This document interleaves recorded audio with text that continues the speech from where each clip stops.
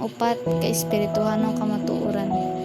Ang Dios gusto nga ikaw mahibalo o masayod sa upat ka mga kamatuoran.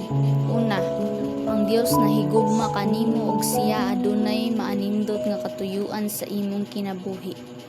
Ang gugma sa Dios ipadayag sa Juan 3:16. Kay gihigugma sa Dios ang kalibutan tungod ni ana iyang gihatag ang iyang bugtong anak aron nang musalig kaniya dili malaglag kun dili makabaton og kinabuhing dayon. Ang katuyuan sa Dios gipatayag sa Juan 10:10. Si Ginoong Hesus miingon, ako miani aron sila makabaton og kinabuhi. Ug sa pagkabaton niini magmadagayaon gayud. Nganuman nga kadaghanan sa mga tawo karon wala man makasinati niining kinabuhing madagayaon or nakasinati sa gugma ug katuyuan sa Dios. Tungod kay ikaduha nga kamatuoran, ang tawo makasasala og nahimulagikan sa Dios. Busa, tungod niini dili siya makasinati sa gugma ug katuyuan sa Dios alang sa iyang kinabuhi. Gipadayag sa Roma 3:23 nga ang tawo makasasala. Niingon diha sanglit nakasala ang tanan ug nakapsan sa himaya sa Dios. Gipadayag usab sa Roma 6:23 nga ang tawo nahimulag. Niingon diha ang bayad sa sala maong kamatayon. Ang pasabot ni espirituhanong pagkahimulag gikan sa Dios. Ingana ang ilustrasyon sa wala pa makasala ang tawo. Sa kani nga ilustrasyon gipakita nga ang balaan nga Dios ug ang makasasala nga tawo adunay usa ka dakong bung-aw nga nag-ulang sa ila. Ang tawo naningkamot sa pagsulay sa tawhanong pagpanlibasog sa pagkabot sa Dios. Ang tuyo nga mabutunan ang kinabuhing madagayaon pinaagi sa maayong pamatasan, kinabuhi, filosofiya o relihiyon. Kini nga kamatuoran problema ba o dili? Problema nga kinahanglan og solusyon. Ang ikatulong kamatuoran makahatag kanato sa bugtong solusyon sa maong problema.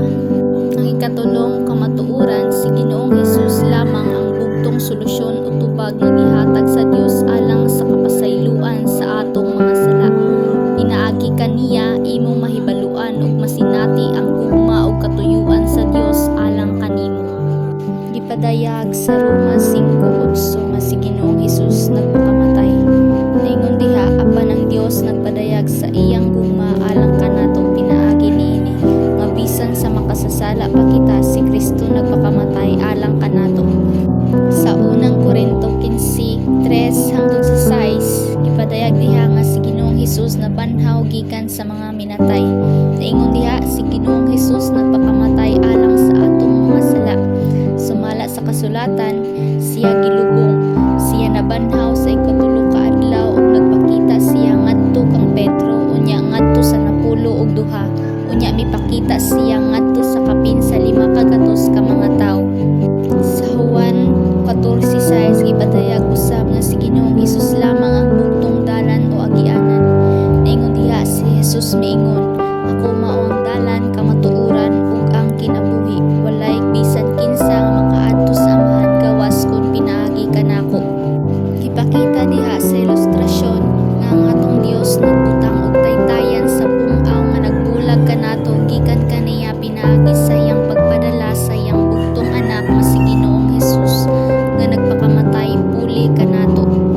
Ikaupat nga kamatuoran, kinahanglan nga dawaton si Ginoong Hesus ingon nga Ginoo ug manluluwas. Sa dihang buhaton mo kini imong masinati ug mahibaluan ang gugma ug katuyuan sa Dios sa imong kinabuhi. Sa Juan 12, padayag diha nga kinahanglan nga imo siyang dawaton. Niingon diha apan sa tanang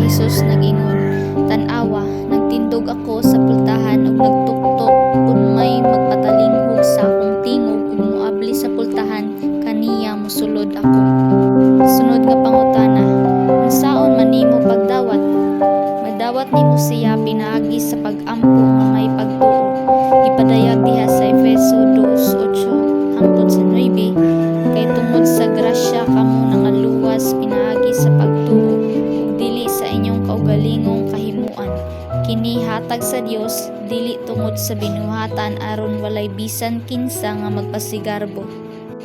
Kanus-a nimo dawaton si Ginoong Hesus. Gipadayag sa ikaduhang Korinto 6:2 kay nag-ingon ang Dios, gidungog ko kamo sa takna nga akong gikahimutan, ug gitabangan ko kamo sa adlaw sa kaluwasan. Mao na kini ang takna sa pagdawat sa kaluoy sa Dios, karon mao ang adlaw sa kaluwasan. Imong madawat si Kristo Jesus karon dayon pinaagi sa pag-ampo nga may pagtuo. Ang pag-ampo mao ang pagpakigsulti sa Dios. Ang pag-ampo mao kini ug himua kini nga pag-ampo daw sama nga nakigistorya ka sa Ginoo face to face o personally. Sunda kini nga pag-ampo. Ginoong Hesus, gikinahanglan ko ikaw. Ako karon nag-abli sa pultahan sa akong kinabuhi. Ug dawaton ko ikaw nga akong Ginoo ug manluluwas. Salamat sa imong pagpasaylo sa akong mga sala ug paghatag mo kanako sa kinabuhing dayon. Gamhi ang trono sa akong kinabuhi. Mandui ako sumala sa imong kabubuton. Amen. Congratulations, nataw na ka sa panimalay sa Dios ug may relasyon na ka sa iyaha. Imo na siyang amahan ug ikaw anak na niya. Pakig-istorya kanunay kaniya kada adlaw.